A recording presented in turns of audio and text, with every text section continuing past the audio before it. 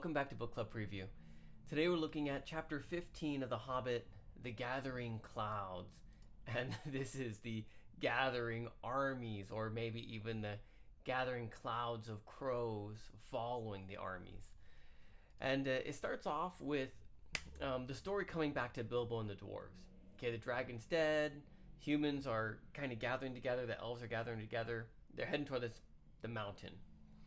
Now we've got Bilbo and the dwarves, and they have no idea what's gone on, and they're kind of chatting together and talking, and another thrush comes and he starts chip chip chip chip chip chip chip chip chip, and the dwarves say, "Man, I can't understand this bird. He just talks too fast. I can't catch the rhythm of it."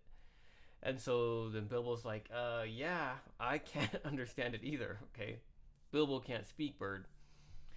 But one of the dwarves says, "Man, if only this bird was a raven. I could talk raven, and I remember the ravens of old, and we were great friends, and they helped us out, and we gave them treasures. But they're probably all dead."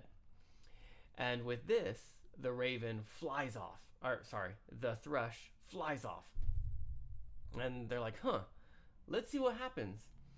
A little bit later, a big old raven called Rock, and he's the son of Croc, lands and starts to talk to the dwarves. And this guy, he can speak all of the languages of the birds, so he's hearing all the other birds, getting all sorts of information, but he can speak in a way that the dwarves can understand. And so this guy fills in the dwarves with everything that happened, and lets him know that the humans and elves are planning to come up to the mountain. So the dwarves go into defense mode. They run back to the entrance of the mountain. They build a wall, and there was some water coming by. They make the water create a huge lake at the entrance, so that way only a narrow path of people can walk up to the gate. So if an army tries to come get them, they can fight, even though there's only 13 of them, 14 with Bilbo. They can still fight an army just based off of that. They also ask the ravens to go around and get them news, and to also send a message to Thorin's cousin in a nearby Iron Hill area to come and give help and support. The raven, Rock, doesn't know if that's a good idea, but he says, "Hey, I'm going to do it for you, and good luck." So then all of this action starts to go on.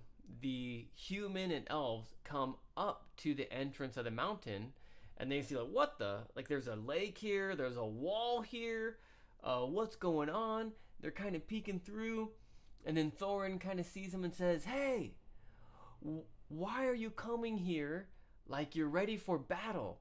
Who comes to my door, king under the mountain, ready for battle?"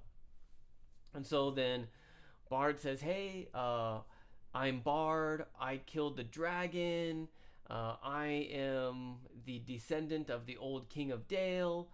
So I've come here to talk with you." And I thought, hey, man, I killed the dragon. There's probably some reward.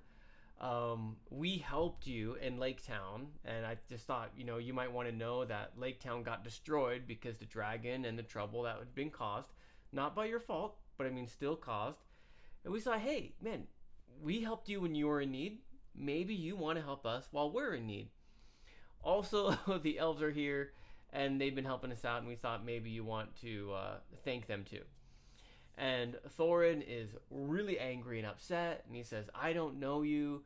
I'm not going to talk with you until you come without an army and until you come without weapons." And so this is the word parley. Parley means to talk with, to speak with, to sit down with.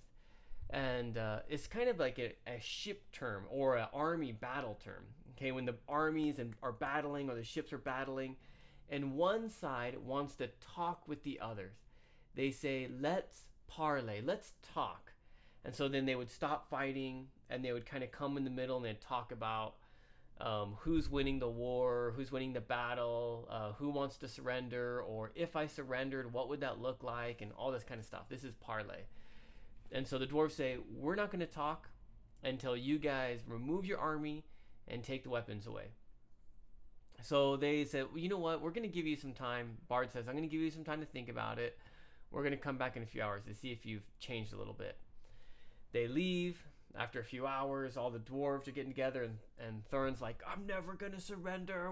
We're going to fight, and my cousin's going to come, and we're going to show them the power of dwarves. And all the dwarves are kind of getting together, and the power of the gold and the treasure has kind of come over Thorin. And partly that's because Smaug has magic, right? And Smaug has been living in that gold, counting that gold, touching that gold, feeling the greed of the gold, and that magic has kind of gone into the treasure, and that's kind of hit Thorin. And of course, he's still searching for the Arkenstone. So he decides not to give up or to share any treasure. A messenger comes back after a few hours later and says, hey, look, I'm a messenger from Bard. Bard says, you know, probably at the least, we deserve a 12th of the treasure. Because I killed the dragon, because some of that treasure came from Dale, and Bard is going to pay for the city to get help, and he's going to pay the elves for helping them. And he said, if you want to be friendly, Thorin, you probably want to help out too, but at least give us a 12th, and that'll be good for us. Thorin shoots an arrow at the messenger, and it hits a shield, and he says, I'm not going to talk to you guys until you come with no weapons and the army leaves. And they say, okay, we're going to siege you, and you can't leave, or we'll fight you. So I hope you can eat gold, because you're not getting any food or help. And Bilbo is very frustrated because he feels like his adventure's over, his contract is finished, he wants to go home, he wants to eat good food, he wants to rest. But now he's even stuck inside the mountain with this yucky food that they've been keeping. Vocabulary: decrepit. Sorry, I didn't write the synonyms here.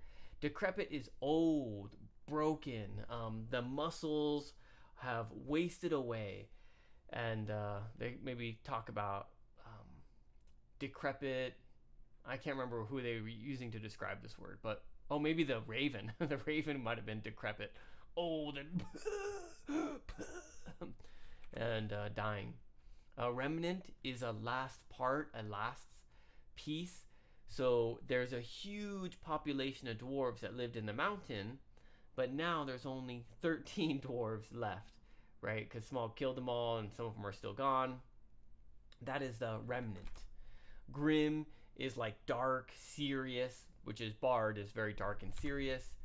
Brooded is like thought over, thinking of continually, and the dragon was brooding over his gold while he lived there. Scoured is like searched, searching around, finding something, searching deeply and detailedly. So maybe the birds are going to scour the land looking for information.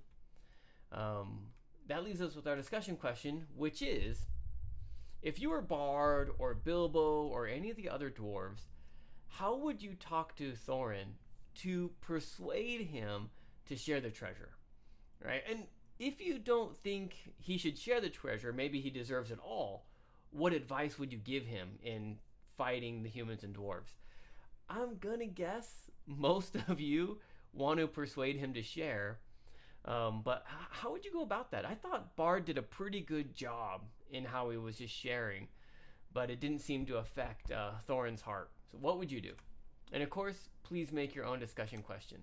That's all the time that we have for today, but thank you so much for joining me for this episode of Book Club Preview. I'll see you soon. Bye-bye.